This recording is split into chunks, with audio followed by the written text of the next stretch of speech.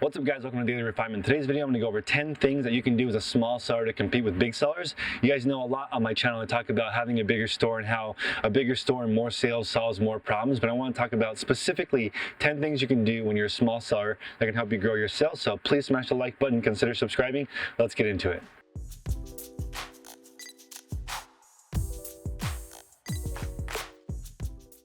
Okay, tip number one, and the most important thing you can do as a small seller to compete against big sellers is be efficient with your space. So for me personally, my inventory system, each shelf holds 1,000 items. Make sure to use as much vertical space as you can. So in this storage area, I actually have 10 feet to work with vertically. That's a huge plus, so make sure you use every inch of square space.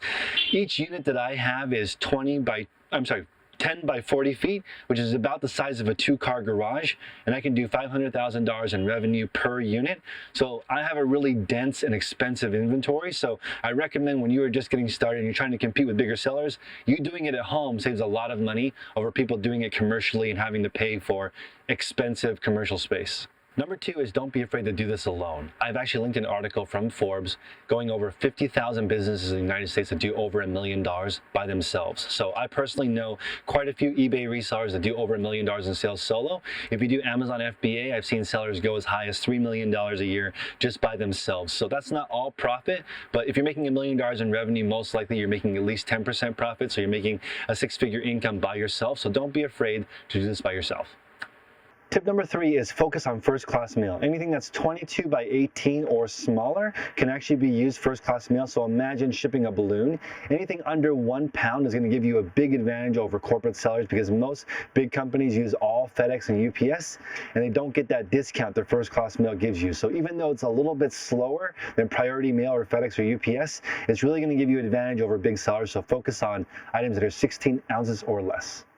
Tip number four is going to be to hand pick every single item in your store. So for me personally, I do buy bulk, but I still hand pick every single item that goes into my store. And with that, quality control, that's something that big companies can't do because they're buying bulk. Pretty much everything is going to their store. And when you're big and you're buying bulk, you actually need multiple different ways to get rid of your inventory. You might need a flea market or a garage sale to get rid of your really low-end items. Super high-end items might require a third-party auction house. But when you hand pick every single item that you list, you really have a good control over your inventory, and that's something that big sellers just can't do.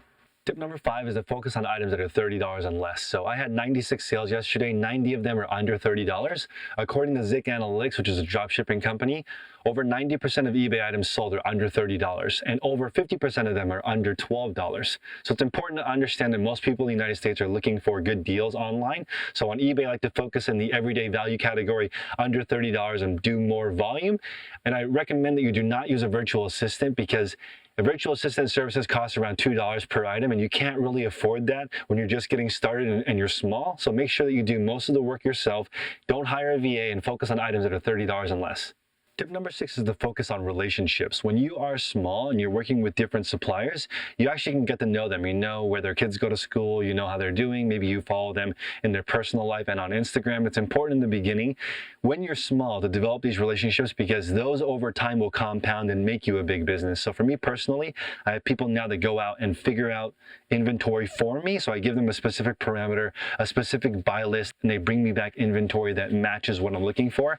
If you guys want to be a buyer for me, you can email me at chris@dailyrefinement.com. I will send you the list of clothing that I'm looking for, and I pay around $3 per item depending on what it is. Sometimes I'll pay up to $20 per item. It just depends on the specific brands and condition, but I'll give you a brand list if you want to work for me. When you're small, you have that opportunity to really focus on what each individual buyer or person that you're dealing with is about, and when you get to know them, they'll work for you, and that's one way to really take advantage over the big guys who are you're just a number to them. Tip number seven is when you're doing line-by-line accounting, you have a big advantage over big people because big sellers do it by category. So as an example, they just have one line for shipping, one line for revenue. And when you just only have one line, it's really difficult to figure out the nuances and what sells well and what doesn't. So I'm going to go over a few of the things that you have to pay attention to. When you're small, it's really easy to keep track of. So there's the total revenue that you get from eBay. That's how much money you get including tax.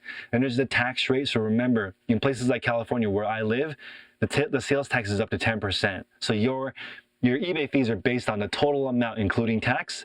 Then you have to figure out how much you sell the item for, and if you charge for shipping, you need to include that in it. and you go over your shipping, your cost of goods sold. The eBay fees are actually threefold. They're going to be your final value fee, they're going to be your insertion fee or store subscription fee, and they're going to be your promoted listings fee.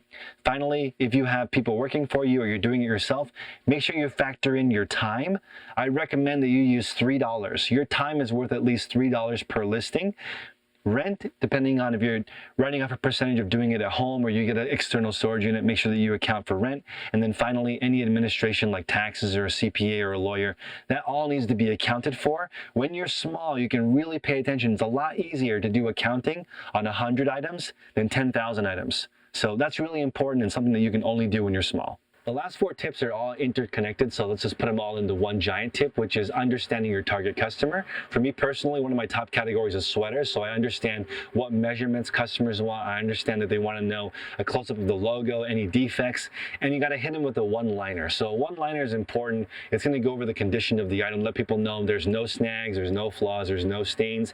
If there's a spot, point it out. If there's any damage, point it out. If it's in season or in style, you want to point that out. Just one sentence is going to separate you from any of the big guys because they're just doing basically no description. They might put in the fabric content, but that's it. When you run a huge store, you don't have the opportunity to really sell your item, so that one-liner is going to be huge.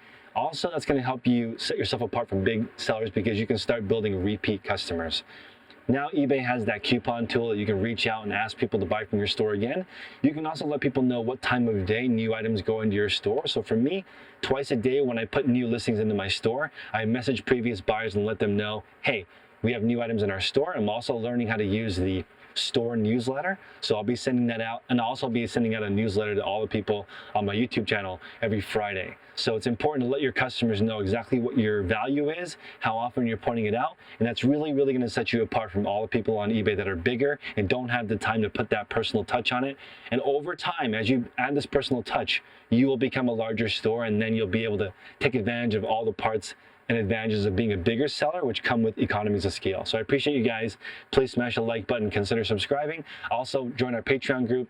It's linked below, and for just $1 a day, we'll help you reach your goals and reach reseller nirvana, which is where you list and sell the same number of items each day. Appreciate you guys. See you next time.